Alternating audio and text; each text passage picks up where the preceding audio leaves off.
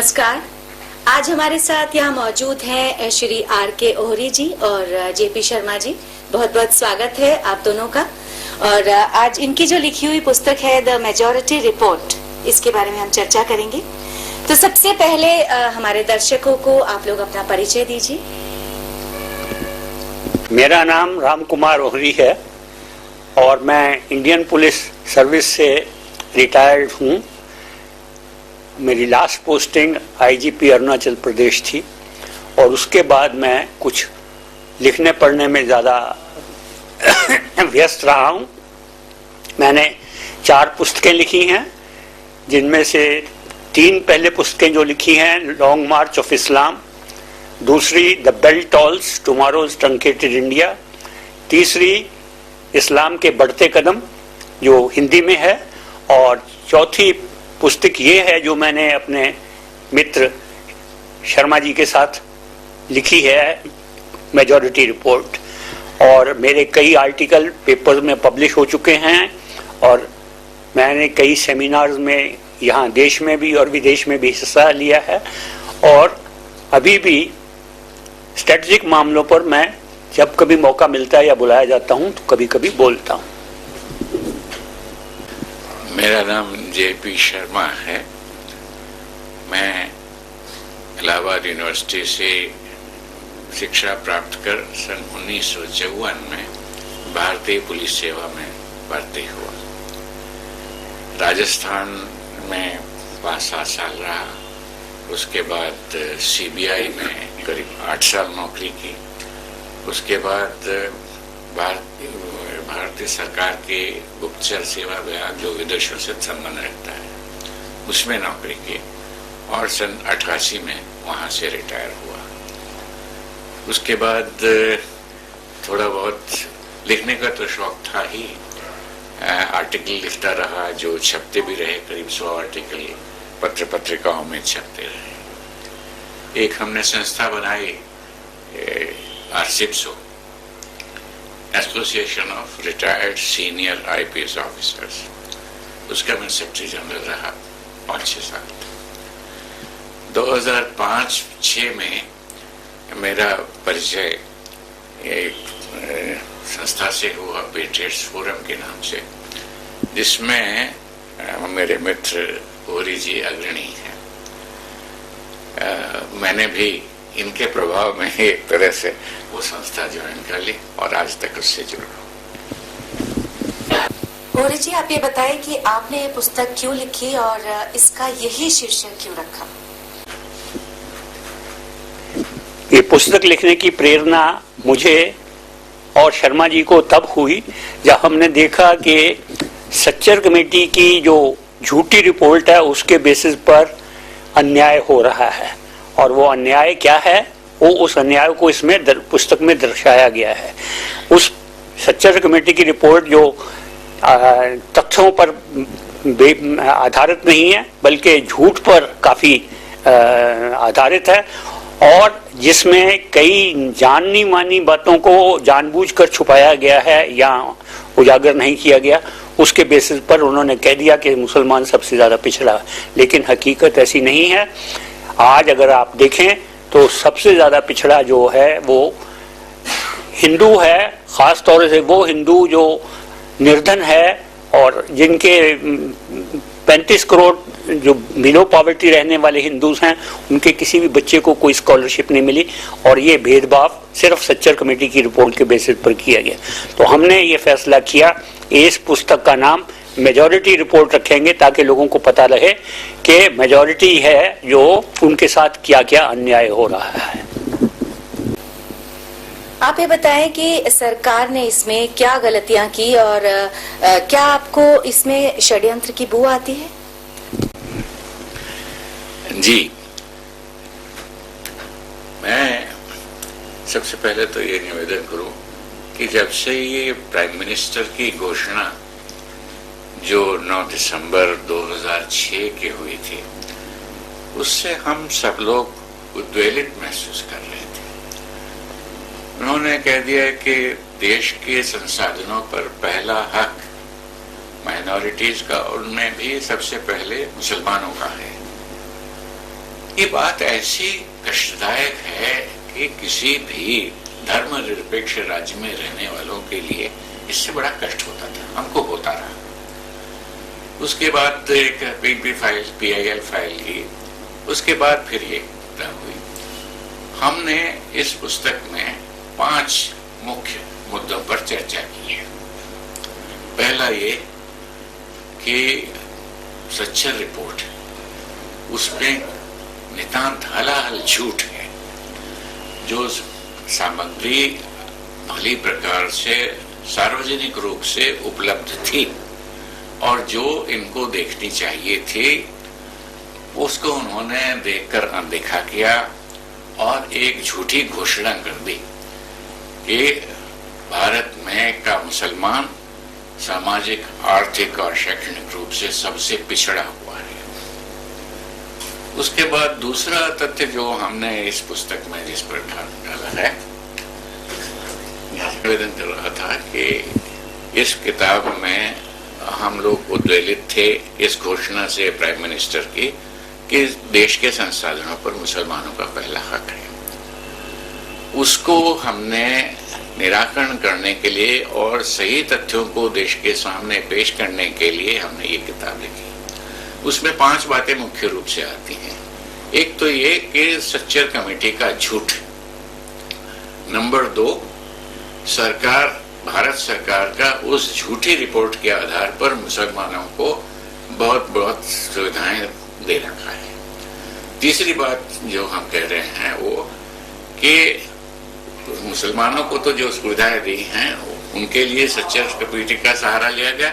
जो दूसरी माइनॉरिटीज हैं 4 उनको वही सुविधाएं दे दी गई जो मुसलमानों को दी गई और उनके पीछे कोई कारण नहीं है सिवाय इसके कि वो मुसलमानों को दी जा रहे हैं।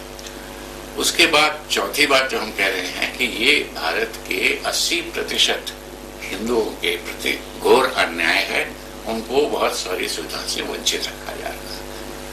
5वां कि इसमें क्यों ये किया जा रहा है, इसका एक विशेष कारण है जो मैं आपको बाद में बताऊंगा। तो ओहरी साहब, आपके अनुसार मानव विकास के वो कौन से अंतर्राष्ट्रीय मानक है जिन्हें गलत प्रस्तुत किया गया? जो 5 बड़े बिंदु हैं विकास के, जिनसे पता लगता है कि किस ग्रुप को या किस वर्ग को आगे बढ़ा हुआ माने या पिछड़ा माने, उसमें 5 बिंदु हैं। एक साल से छोटे बच्चे जिनको इन्फेंट कहते हैं, infant this incidence of infant mortality. दूसरा है इंसिडेंस ऑफ चाइल्ड मॉर्टेलिटी जो 1 और 5 साल के दरमियान बच्चे हैं उनकी मृत्यु होती है। और तीसरा है लाइफ एक्सपेक्टेंसी एट बर्थ। चौथा है डिग्री ऑफ अर्बनाइजेशन। 5वां है लिटरेसी। सिवाय लिटरेसी के बाकी चारों उनमें इन बिंदुओं में मुसलमान हिंदुओं से बहुत आगे हैं। और इसमें लिटरेसी में भी कम होने का एक कारण ये है जो कि जस्टिस सच्चर ने उसमें नहीं लिखा कि वो जो मुसलमान महिलाएं हैं वो उनका अनुपात जो है पढ़े लिखों में वो कम है। उसकी वजह से करीब 3% का फर्क पड़ता है मुसलमानों की उसमें लिटरेसी में। और जो खास बात इस सिलसिले में है सोचने की या समझने की, वो ये है कि जो कुछ भी इन 5 बिंदुओं से पता लगता है, उससे जाहिर है कि आज भी और पहले भी मुसलमान जो हैं वो हिंदुओं से जहाँ तक उनका पोषण है, जहाँ तक उनके मेडिकल केयर है, उसमें आगे थे। जिस वक्त जस्टिस सच्चर ने ये रिपोर्ट लिखी थी, उन्होंने माना है उसमें कि एक मुसलमान उस वक्त 1.2% हिंदू से 1.2 ईयर हिंदू से ज्यादा जीता था। लेकिन जो बाद में एक नेशनल सैंपल सर्वे का रिजल्ट आया, नेशनल सैंपल सर्वे 3 का रिजल्ट आया 2005-2006 के सर्वे में, उसमें यह लगा कि अब मुसलमान हिंदू से 3 वर्ष ज्यादा जीता है। और ये विश्वव्यापी ज्ञान है, सबको मालूम है कि जिस वर्ग के लोग, जिस धर्म के लोग ज्यादा अच्छा भोजन प्राप्त करते हैं, ज्यादा मेडिकल केयर प्राप्त करते हैं, उनको उनके ही आयु ज्यादा लंबी होती है, उनका ही इन्फेंट और चाइल्ड मॉर्टेलिटी कम होती है। इसी प्रकार से डिग्री ऑफ अर्बनाइजेशन में मुसलमान हिंदुओं से 10% आगे हैं। हिंदू परसेंटेज जो है वो 26% है, मुस्लिम परसेंटेज अर्बनाइजेशन की 36% है। और चीन की जो परसेंटेज उस वक्त थी, आज से 2-3 साल पहले, वो 43% थी। तो आप देखेंगे कि चीन जो है वो भारत से आगे बढ़ा हुआ है, क्योंकि वहां पर अर्बनाइजेशन हायर है। इसी प्रकार से साउथ कोरिया में भी अर्बनाइजेशन हायर है। और भारत में भी मुसलमान सिर्फ जो 7% पीछे है चीन से, वो ज्यादा जल्दी से तरक्की करेगा, और हिंदू जो 17% पीछे है चीन से, उसको तरक्की करने में समय लगेगा। ये साफ जाहिर है कि ये इससे बड़ा अन्याय हिंदुओं के साथ और खासतौर से निर्धन हिंदुओं के साथ नहीं हो सकता, क्योंकि ये सारी बातें जाहिर हैं कि मुसलमान जो है वो हिंदुओं से बेटर प्लेस्ड है, ज्यादा अच्छा खाना खाता है, ज्यादा अच्छी मेडिकल केयर पाता है, ज्यादा अर्बनाइज्ड है। इसलिए ये देश के साथ धोखा है। पर क्या ये सच नहीं है कि गुजरात उच्च न्यायालय ने सच्चर कमेटी की सिफारिशों को उचित बताया था? जी, ये सही है। इसके बारे में मैं आपको पूरी बात बताऊं तो सबसे पहले गुजरात गवर्नमेंट ने सच्चर कमेटी की सिफारिशों को लागू करने से इनकार कर दिया था। उसके विरुद्ध एक मुसलमान सज्जन ने हाई कोर्ट में केस दायर किया, और 2 सदस्यों की एक खंडपीठ ने ये निर्णय दिया कि नहीं, ये सच्चर रिपोर्ट संविधान के विरुद्ध है और गुजरात गवर्नमेंट का इस पर पालन नहीं करना सही है। उसके बाद फिर दोबारा से ये केस एक हाई कोर्ट में ही, गुजरात हाई कोर्ट में ही फिर गया, और वहाँ 5 सदस्य फुल बेंच ने अब की बार ये फैसला दे दिया कि नहीं, ये असंवैधानिक नहीं है और गुजरात गवर्नमेंट को भी इसका पालन करना चाहिए। मैं ये समझता हूँ, और मेरे साथ जितने भी कानून थोड़ा बहुत भी जिसे ज्ञान है वो जानते हैं, उन्हें लगता है कि ये उचित निर्णय नहीं है, क्योंकि जो रेशो डेसिडेंडा है या निर्णायक सिद्धांत गुजरात हाई कोर्ट ने इस रूलिंग देते हुए दिया है, उसमें कहा गया है कि हर सरकार को अपनी आर्थिक सामाजिक नीति निर्धारण करने का अधिकार है। अब ये तो एक ऐसी बात उन्होंने कह दी जिसका कि कोई मतलब खास निकलता नहीं है, क्योंकि जो भी अधिकार हैं जिसी भी सरकार के हैं वो हमारे संविधान की मर्यादा के अंतर रहने चाहिए। जो उससे बाहर जाएगा वो बाहर में ही है। और मैं समझता हूँ इसी को लेते हुए गुजरात गवर्नमेंट ने इसमें अपील, सुप्रीम कोर्ट में अपील का फैसला किया है, और अपील मेरा ख्याल से दायर हो चुकी है। संविधान के आर्टिकल 15 में जो सरकार को सामाजिक और शैक्षिक रूप से पिछड़े हुए वर्ग के लिए विशेष प्रावधान करने का अधिकार देती है, तो क्या यूपीए सरकार का अल्पसंख्यकों को कुछ लाभ देना उस श्रेणी में नहीं आता? जी, संविधान के अनुच्छेद 15 में ऐसी छूट दी गई है, इससे कोई इनकार नहीं कर सकता, ऐसी छूट है।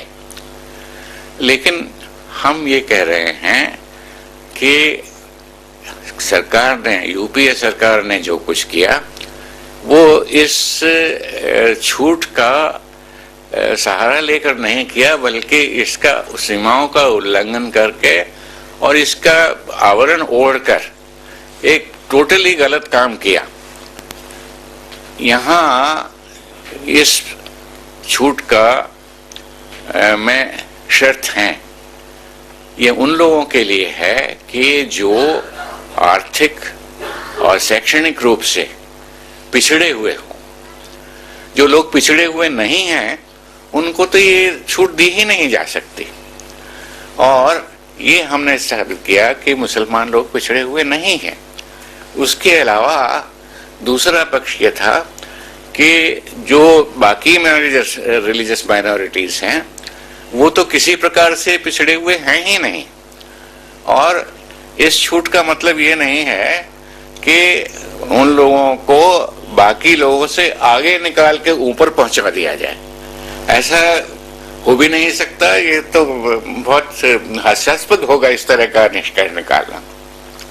तो ये सही है कि इस प्रकार से इन लोगों ने किया वो संविधान के साथ एक भद्दा मजाक है, उसका उल्लंघन किया गया है, और लोगों को धोखे में डालकर, जैसे कि लोग वैसे ही हमारे यहाँ आप देख रहे हैं कि हर साल कभी आधार घोटाला, कभी कोयला घोटाला, कभी कोई सा घोटाला, तो ये महा घोटाला है जो इस देश में हो रहा है, और जिसमें इन लोगों के साथ केवल एक इनके दृष्टिकोण दिखता है, वो कि देश की जनता को केवल कम्युनल एंगल से देखिए, धर्म क्या है उसके आधार पर उनके साथ कैसा बर्ताव होना चाहिए ये तय किया जाना चाहिए।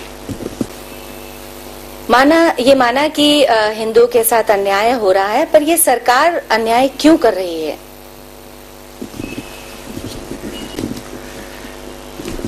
बड़ा उचित प्रश्न है, क्यों कर रही है?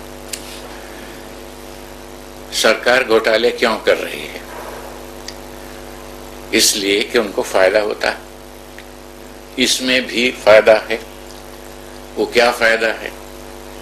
उसके लिए आप ये देखें, नरसिम्हा राव के बाद कांग्रेस की सरकार इस देश में नहीं बनी। 2004 में फिर कांग्रेस किसी तरह से सत्ता में आ गई, लेकिन बड़ी कमजोर स्थिति में थी, बहुत दूसरे दलों का सहारा लेना पड़ा। इन लोग ये 50-60 साल का निर्वाचन का इन्हें अनुभव है, और इन्हें मालूम है कि किस तरह से वोट लिए जाते हैं।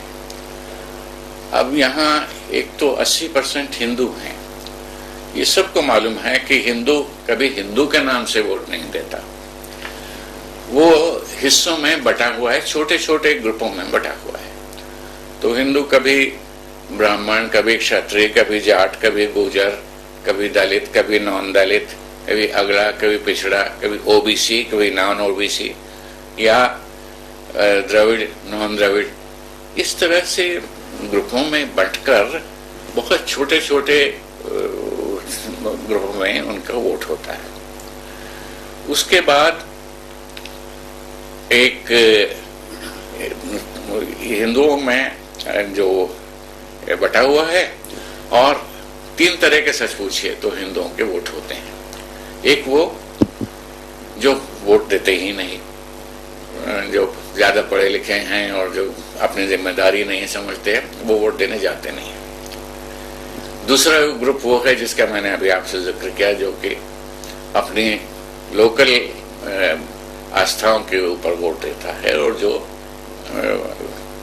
विभाजित है। तीसरा ग्रुप वो है जो अशिक्षित और अर्धशिक्षित है और जो बहुत गरीब लोगों का है और जिसकी संख्या काफी है। वो लोगों के वोट या तो धन बल से या बाहुबल से या इसी प्रकार के किसी और चालाकी से साधे जा सकते हैं। इसके अगेंस्ट में जो बाकी 20% है, 20% नहीं बल्कि मेरा ख्याल है वो अब ज्यादा हो जाएंगे, क्योंकि मुसलमान 13.4% थे, अब शायद 20% हो जाए। ईसाई ही खाली 5-6% होंगे। तो ये 2 ग्रुप ऐसे हैं जो अपने नेताओं के कहने पर, निर्देश पर एक सॉलिड वोट देते हैं। तो इन लोगों ने ये नतीजा निकाल लिया कि यदि ईसाई और मुसलमान वोट दें, इनकी वोट हमारे पक्ष में पक्की हो जाए और वो जो तीसरा हिंदुओं का वर्ग है उसके वोट्स हमको मिल ही जाएंगे, तो इलेक्शन में हमारी जीत पक्की, तो सत्ता पर हमारा अधिकार हमेशा के लिए हो जाएगा। तो यही षड्यंत्र उन्होंने रचा और उसके लिहाज से पूरे भारत को दो भागों में विभाजित कर दिया। एक हिंदू जिसको कोई सुविधा नहीं, दूसरा नॉन हिंदू जिसके लिए सब सुविधाएं। और साहब, आप एक राष्ट्रीय जवाबदेही के ट्रिब्यूनल बनाने की बात कर रहे हैं, वो क्यों? राष्ट्रीय ट्रिब्यूनल बनाने की, अकाउंटेबिलिटी ट्रिब्यूनल बनाने की बहुत आवश्यकता है, क्योंकि जैसा कि हमने इस पुस्तक में दर्शाया है और उस हर चीज का, हर जो कुछ हमने इसमें लिखा है उसका सबूत दिया है, उसके मुताबिक जो हिंदू है, खास तौर से वो हिंदू जो कि धनहीन है, निर्धन है और जिसको जो कि ज्यादातर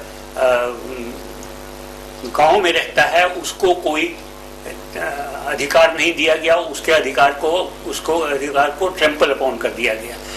बात यह है कि इस देश के अंदर अगर आप देखें ध्यान से तो 37.2% जो लोग हैं वो बिलो पॉवर्टी लाइन है। ये मैं नहीं कह रहा हूं, ये सुरेश तेंदुलकर रिपोर्ट में लिखा हुआ है।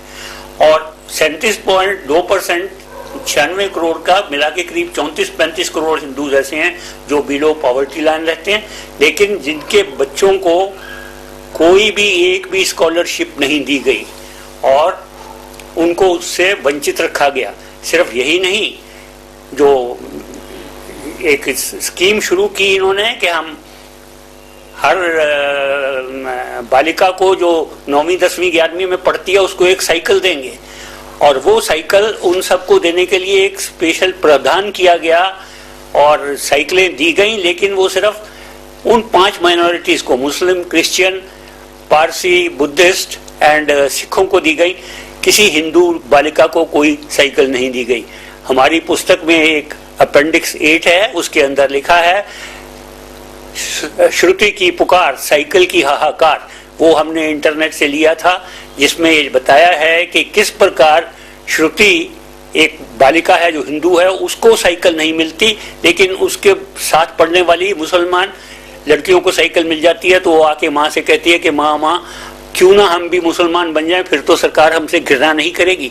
आप अंदाज कर सकते हैं अगर बच्चों में ये भेदभाव का चिंतन आ जाए तो कितना नुकसान होगा देश का। और उसकी माँ, श्रुति की माँ कहती है कि नहीं, हम धर्म नहीं बदलेंगे, मैं अपनी 2 चूड़ियां बेचकर अपनी बिटिया रानी को साइकिल, श्रुति को साइकिल लेकर दूंगी।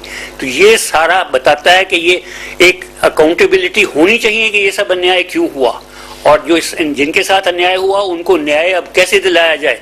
क्या 2 करोड़ स्कॉलरशिप के बदले में आज आप 8 करोड़ स्कॉलरशिप उन गरीब हिंदुओं को दे सकते हैं जिनको आपने एक भी स्कॉलरशिप नहीं दी? और ये भी होना चाहिए कि जिन लोगों ने ये अन्याय किया है उन लोगों के साथ कैसा बर्ताव हो, उनको क्यों सजा नहीं दी जाए, उनको सजा मिलनी चाहिए।